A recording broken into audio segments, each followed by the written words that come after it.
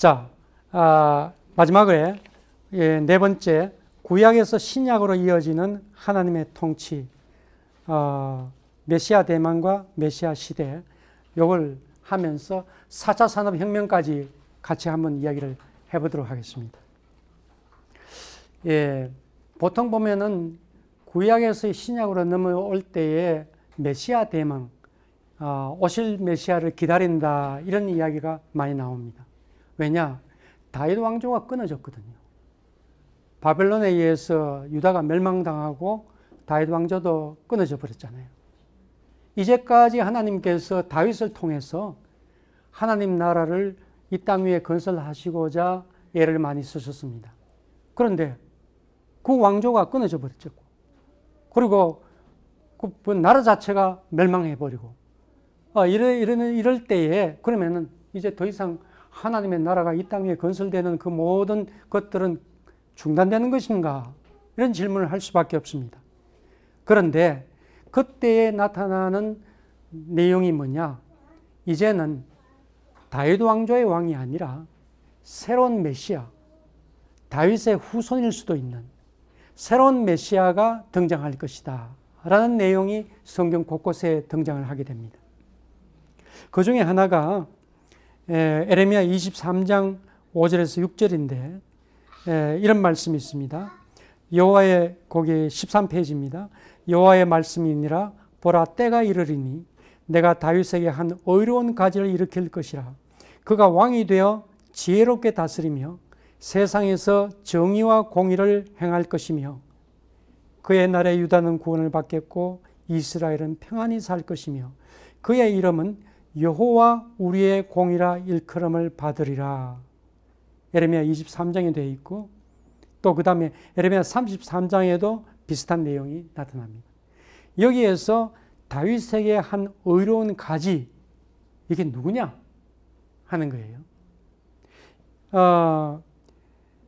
요게 이제 그 여호와 우리의 공이라는 그 히브리어가 뭐냐면은 야훼 찌드케누라는 그런 단어인데요. 요걸 탁 줄여가지고 한마디로 한 단어로 이렇게 하면요. 찌드키야후라고 우리가 보통 시드기야라고 번역하는 요 단어가 됩니다. 마지막 왕이죠. 유다의 마지막 왕 시드기야. 그래서 이 구절을 이렇게 해석하는 학자들이 그 시드기야를 염두에 두고 지금 이 이야기를 한 것이다 라고 해석하기도 하고, 시드기야는 배제하고 정말 시드기야와 같은 여호와는 우리의 공이라는 해당하는 어떤 지도자가 나타날 것이다 라고 이렇게 해석하기도 합니다. 그런데 그런 해석이 있는 반면에 또 다른 해석은 뭐냐? 여러분들 잘 아시죠? 바로 예수님을 가리키는, 메시아를 가리키는 그 내용이 바로 이거다 라고 이렇게 해석을 하고요. 또 한 걸음 더 나아가서 의로운 가지 누구냐? 이것은 오고 오는 시대에 있을 새로운 지도자, 올바른 지도자를 가리킨다 라고 그렇게 해석하는 경우도 있습니다. 이처럼 다윗 왕조가 무너지고 아무런 희망이 없을 때 바벨론의 포로도 잡혀가고 나라가 멸망하는 그 시기에 새로운 희망을 불러일으키면서 새로운 형태의 어떤 하나님의 나라가 세워지는 모습을 이야기를 하고 있습니다. 그것이 이제 구약에서 우리가 볼 수 있는 이사야나 에레미야나 혹은 에스겔 이런 곳에서 우리가 자주 볼 수 있는 그런 내용들입니다.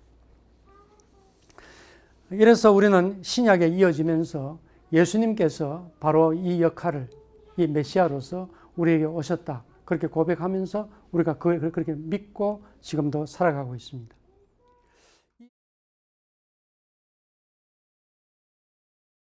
이 시대가 진전되면서 오늘 우리는 어떤 시대에 살고 있느냐? 4차 산업혁명 시대에 우리가 살고 있습니다. 여러분, 4차 산업혁명 시대가요, 미래가 아닙니다.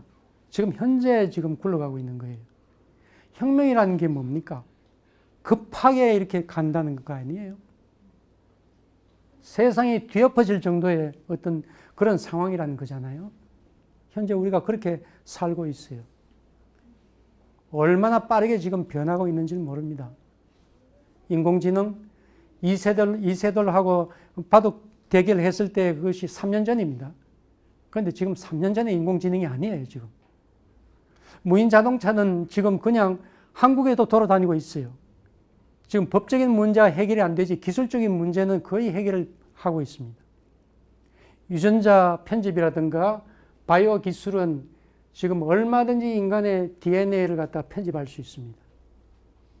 몸은 삼손 같고 머리는 아인슈타인 같고 얼굴은 이효리 같고 뭐 이런 사람을 만들어낼 수 있단 말이에요.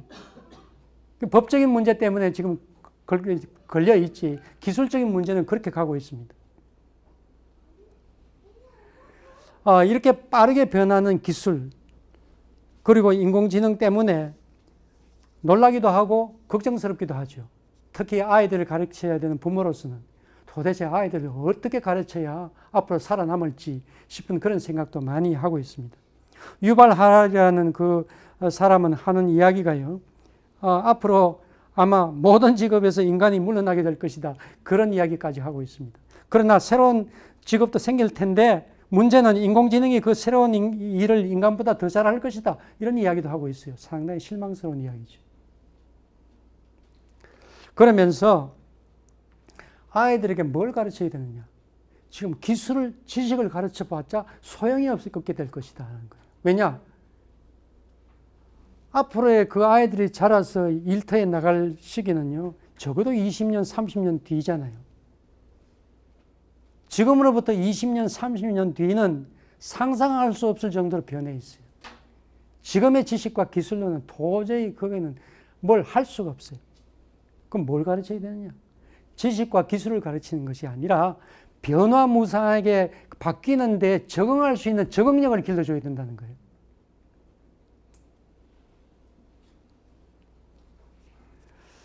유연성을 길러줘야 된다는 거죠. 뭐 어떻게 해야 되느냐? 그럴 때에 개인의 회복 탄력성과 감성 지능에 초점을 맞춰라. 이 말은 무슨 말이냐 하면요. 뭐 광속과 같이 빠르게 변화가 되는데 견뎌낼 수 있는 힘을 길러라는 거죠. 이건 뭐 보통 문제가 아니잖아요. 예. 그냥 뭐 수영장에 가서 헤엄치라는 게 아니고 폭포수 같이 물이 흘러가는데 거기서 헤엄치는 능력을 길러야 된다. 이런 어떤 걸 주문하는 거예요. 그런데 방법은 뭐냐? 이제는 지식과 기술이 아니고요. 개인에게 초점을 맞추라는 거예요. 내가 가진 것이 뭐냐? 다시 살펴보라는 거예요. 내가 가진 것. 우리가 가진 게 뭡니까? 우리의 몸, 그리고 우리의 마음, 우리의 머리, 지능, 우리가 가지고 있는 감성적인 어떤 모든 능력들, 그런 거잖아요. 그런데요,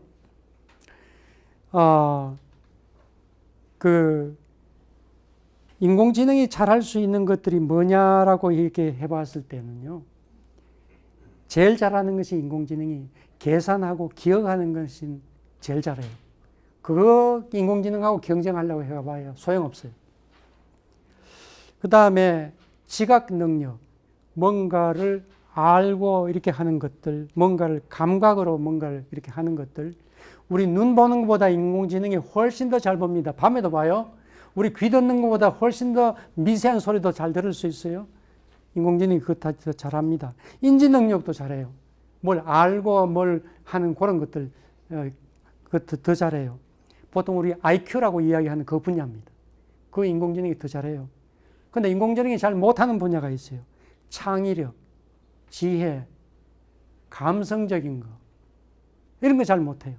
막 웃고 떠들고 이런 거 하는 거 잘 못해요. 인간관계 잘하는 거 그런 거 잘 못해요. 신명나게 뭐 하는 거 잘 못해요.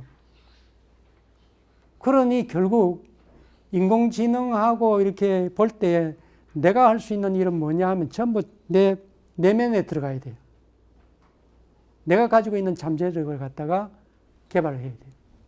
그게 창의력이 될 수도 있고 지혜가 될 수도 있고 감성적인 게 될 수 있고 그렇죠? 개인이 더 중요한 거예요. 이제는 뭐 석유가 중요하고 뭐 이런 게 중요한 게 물자가 중요한 게 아니에요. 개인이 더 중요한 거예요. 옛날에는요. 우리가 지금 하는 스타일은 뭐냐면 아이들을 열심히 교육시켜가지고 그 다음에 직업을 가지고 열심히 일하고 그 다음에 이제 뭐 정년 퇴임하면 가서 여가를 즐기고 이런 게 이제까지 패턴이라면은 앞으로의 우리가 4차 산업혁명 시대의 패턴은요. 이게 다 섞여 있어요. 그걸 몇 차례나 계속해서 반복해야 돼요.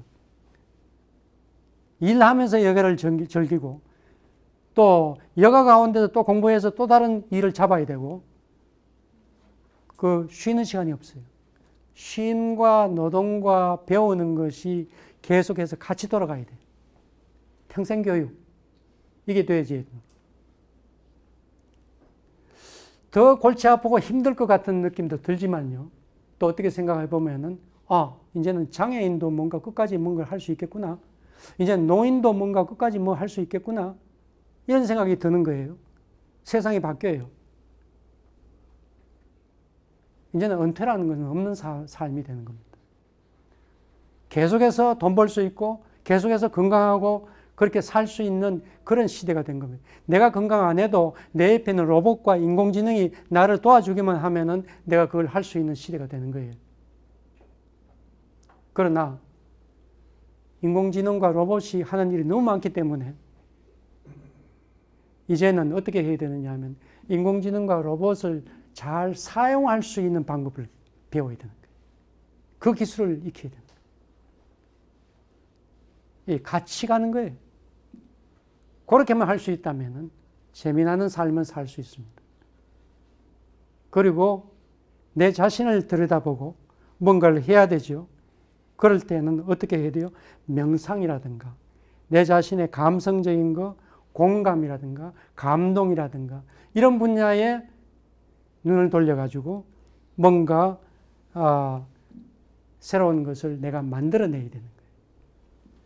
어떤 직장에 들어가서 몇십 년 뭐 일한다 이런 개념이 아니에요. 내가 가지고 있는 능력을 가지고 내가 하고 싶은 일을 하고 있는데 필요하면 2시간 가서 일하고 필요하면 하루 일하고 저 가서 또 하루 일하고 하는 이런 프리랜서의 모습이 앞으로의 일의 모습이 될 수가 있다는 그런 이야기입니다.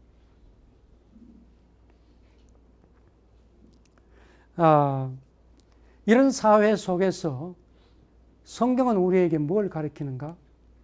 하나님 나라를 어떻게 이루어갈 것인가? 몇 가지 좋은 면이 있어요. 뭐 어떤 면이 좋으냐 하면요.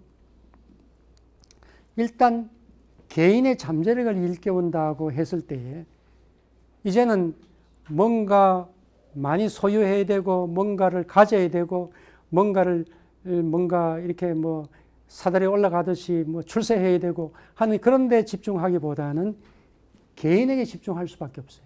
자기 자신의 어떤 창의력과 지혜를 갖다가 이렇게 일깨울 수밖에 없어요. 그럴 때는 뭘 해야 되죠?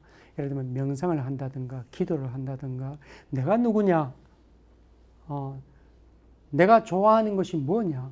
내가 잘할 수 있는 것이 뭐냐? 이런 것에 집중할 수밖에 없죠. 정말 신앙생활을 잘하는 사람이 아주 적합한 거예요. 정말 보람있고 정말 가치 있고 선한 일이 뭔가 하나님을 볼 수밖에 없죠. 해서 저는 신앙생활을 하는 것이 이 시대에 있어서는 굉장히 중요한 장점이 될 수 있다. 어느 시대보다도. 그 다음에 앞으로의 시대는 모든 것이 연결되는 초연결 사회가 됩니다. 초연결 사회는 사람만 이렇게 연결되는 것이 아니고요. 물건과 물건도 연결이 돼요. 냉장고도 연결되고 그 다음에 무인 자동차 하기 때문에 자동차끼리도 서로 연결이 되고 이 컴퓨터하고 뭐 모든 센서들이 수없이 센서들이 있을 거예요. CCTV만 아니라 곳곳에 센서가 있다고요. 지금 현재 자동차만 나오는 걸 한번 봐요. 옛날에보다는 자동차가 훨씬 더 많은 센서가 달려져 있죠. 앞으로는 모든 물건의 센서가 수없이 달려져 있을 거예요. 그리고 그 센서를 통해서 아주 그 연결이 5G를 통해서 아주 뭐 급하게 아주 신속하게 왔다 갔다 다 해요. 그런데 그 연결을 하는 데 있어서 만약 속이고 거짓말하고 이렇게 되면 어떤 현상이 일어날까요? 왕창 다 무너져요. 그렇게 안 되도록 하는 거죠. 그래서 연결할 때는 전부 다 정직하게 연결해야 해요. 신호를 주고받는 데 있어가지고는 속임이 없어요. 속였다가는 큰일이 나요. 완전 재앙이에요. 모든 시스템의 기본은 정직이에요. 모든 시스템에 있어서 기본은 속이지 않는 거예요. 이것이 기본이 되는 사회가 될 겁니다. 따라서 그런 사회에서 인간이 서로 속이고 부정직하게 한다 이러면 인간이 퇴출돼요. 그 사회에 있을 수가 없어요. 따라서 앞으로의 사회는 어차피 신뢰 사회로 갈 수밖에 없습니다. 정직하고 투명하고 이런 신뢰 사회로 갈 수밖에 없습니다. 그것은 우리의 신앙생활에 굉장히 좋은 장점이죠.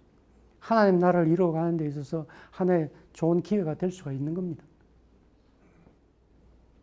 그리고 이제는요, 남이 뭐 좋아한다고 해서 억지로 가가지고는 일이 될 게 없어요. 의사 좋다고 해가지고 전부 다 의전 가잖아요. 의사 가잖아요. 앞으로 의사도 숫자도 줄어지고요. 회계사 가잖아요. 회계사는 굉장히 줄어질 거예요. 그 계산하는 거, 숫자 계산하는 것은 인공지능이 훨씬 더 잘해요. 변호사도요, 그 수천 장 그 문서 읽는 거는 인공지능이 훨씬 더 잘해요. 남들이 좋다고 월급 많이 준다고 가서 될 일이 아니에요. 뭘 해야 되느냐? 방탄소년과 같이 내가 좋아하는 거.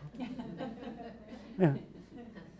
축구 좋아하는 거 축구 하러 가든지, 뭐 내가 잘하는 그런 것들을 내 속에서 개발해내 가지고 뭔가를 내가 이리 봐도 저리 봐도 내 평생 난 이걸 해야 되겠다 하는 거, 좋아하는 거, 그걸 개발해 가지고 창의적으로 한다면은 세계적으로 다 연결될 수 있어요.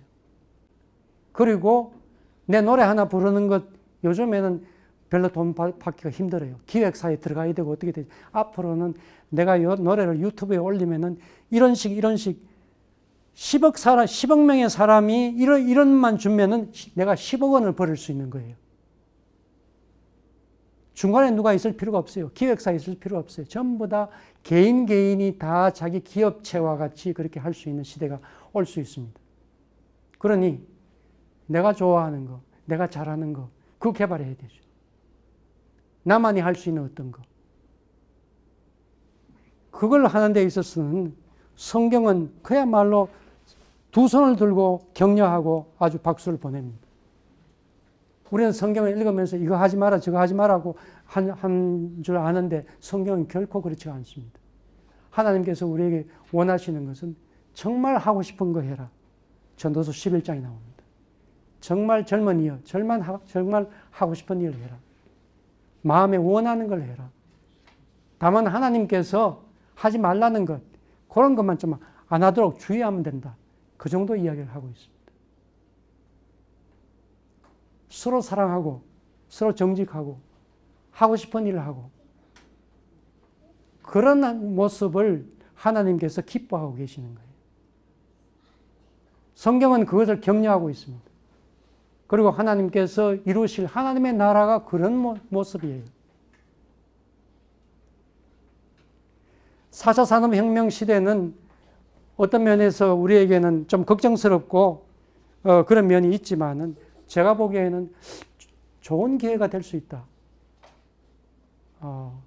신앙생활을 하면서 갈 수 있다면 정말 좋은 길이 될 수가 있을 수도 있다. 이제까지 잘 소외된 장애인들, 이제까지 별로 혜택을 받지 못했던 그런 약한 사람들, 오히려 더 일어날 수 있는 그런 어떤 기회가, 그런 시대가 될 수도 있다 하는 그런 희망을 가지고 봅니다. 왜냐?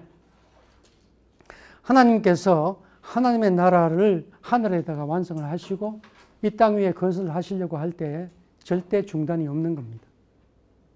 비록 어려움이 있기는 있겠지만은 그러나 장점을 잘 살린다면은 새로운 시대를 하나님의 나라를 이 땅에 건설할 수 있는 그러한 기회가 될 수 있지 않겠는가.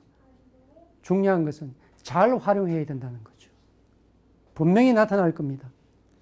아주 못된 사람이 나타나가지고 굉장히 많은 로봇을 만들고는 그거 가지고 뭔가를 하려고 하는 그런 일도 일어날 수가 있어요. 그걸 막아야 되는 거죠. 누가 막아야 되는가? 우리가 막아야 되는 거예요. 우리가 행동에 나서야 되는 거예요. 여기 처음부터 그래요.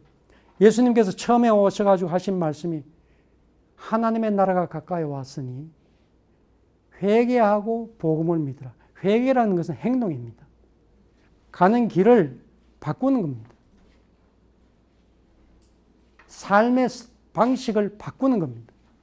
행동을 바꾸는 거예요. 행동하라는 거예요. 우리는 하나님의 나라가 떡 내려오고 그냥 받는 거라고 생각하기 쉬운데 아니에요. 하나님의 나라는 이곳에서 이루어지고 우리의 선택 여하에 따라서 얼마든지 하나님의 나라가 이루어질 수도 있고 더 느리게 나갈 수도 있고 우리의 선택 여하에 따라서 우리와 더불어서 하나님이 함께 만들어가는 것이 하나님의 나라지 우리와 상관없이 만들어질 수 있는 그런 하나님의 나라가 아닌 거예요. 4차 산업혁명 시대도 마찬가지입니다. 우리가 잘 만들어 가야 될 그러한 시대입니다. 충분히 그렇게 할 수 있고요. 희망은 있습니다. 왜냐? 하나님께서 이루어 주실 것이기 때문에 하나님의 나라는 계속 갈 겁니다. 중단이 없을 겁니다. 우리는 씨앗을 뿌리면은 하나님께서 자고 깨고 하는 사이에 큰 나무 같은 것으로서 만들어 주실 수 있는 분이 하나님이십니다. 그러니 너무 불안해하게 하지 말고 겁내지 말고 용감하게 4차 산업혁명 시대를 기회로 삼아서 하나님의 나라를 만들어 가려는 의지, 행동 그것이 우리에게는 필요하다고 그렇게 생각합니다. 예, 여기까지 하겠습니다. 예. 예.